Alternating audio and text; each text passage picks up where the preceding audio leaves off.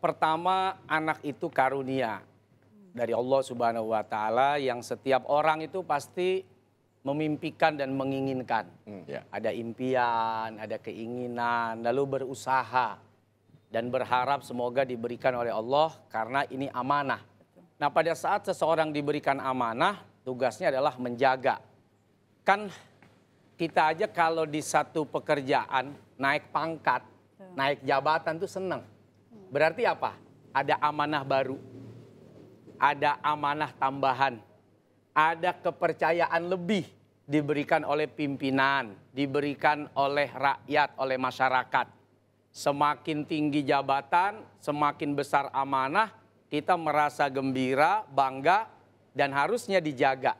Ini yang memberikan amanah adalah Allah Subhanahu wa Ta'ala yang menciptakan kita dan menciptakan anak-anak kita untuk dititip, dijaga. Maka jangan disia-siakan.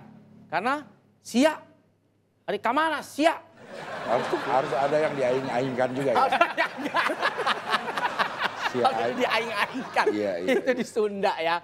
Artinya jangan disia-siakan itu, jangan dijadikan anak itu membuat kita nanti bertanggung jawab berat di hadapan Allah Subhanahu wa Ta'ala. Nggak diurus, nggak dirawat, nggak dijaga, nggak dididik.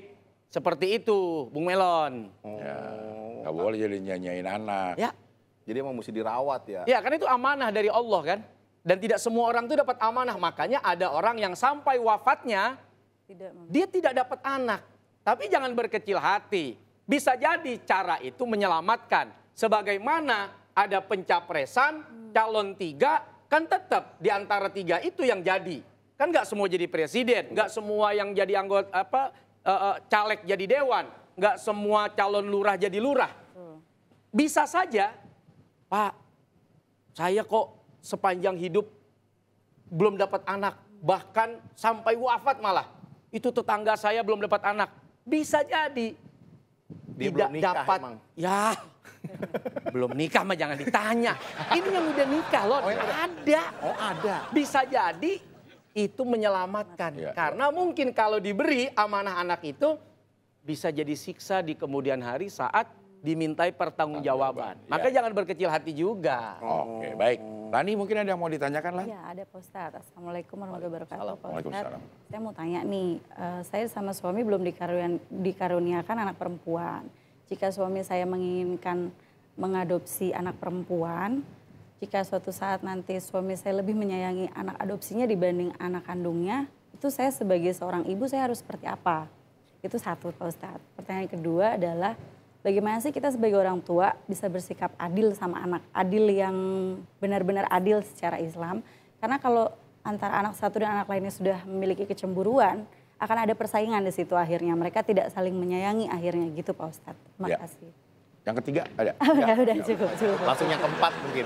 Langsung yang keempat. 4 dan 3. Nah, 4 dan 3. Jadi dua juga. anak yang banyak, 1, 2, 3, kayak saya ada 3 anak. Kemudian ditambah lagi ada anak adopsi. Kita kepada anak kandung saja belum tentu bisa berbuat adil. Artinya adil ini tidak harus sama kalau mau bicara adil. Adil itu sesuai dengan porsi. Ada anak yang usia SD mungkin secara perlakuan beda dengan anak yang masih TK. Secara uang jajan juga pasti nggak sama dengan anak yang sudah kuliah. Dengan anak yang masih SMP, SMA.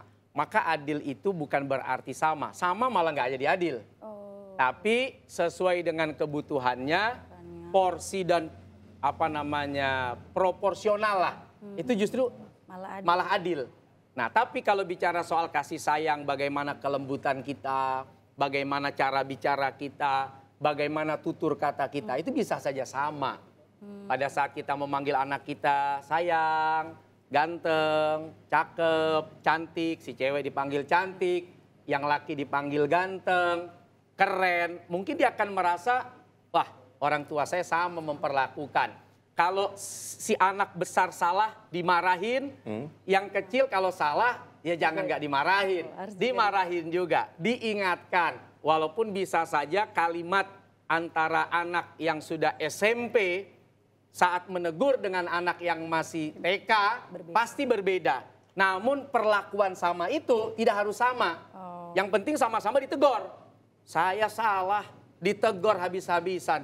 Giliran si bontot, adik saya, ibu saya kayak buta matanya. Kayak nggak ngelihat kalau dia salah, malah nyalain saya. Nah itulah yang membuat anak merasa kurang percaya diri. Merasa minder.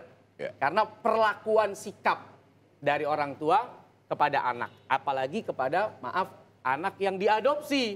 Wah itu lebih tajam lagi nanti itu ketersinggungan perasaannya kalau kita tidak bisa memberikan sesuatu yang sama dalam soal perlakuan.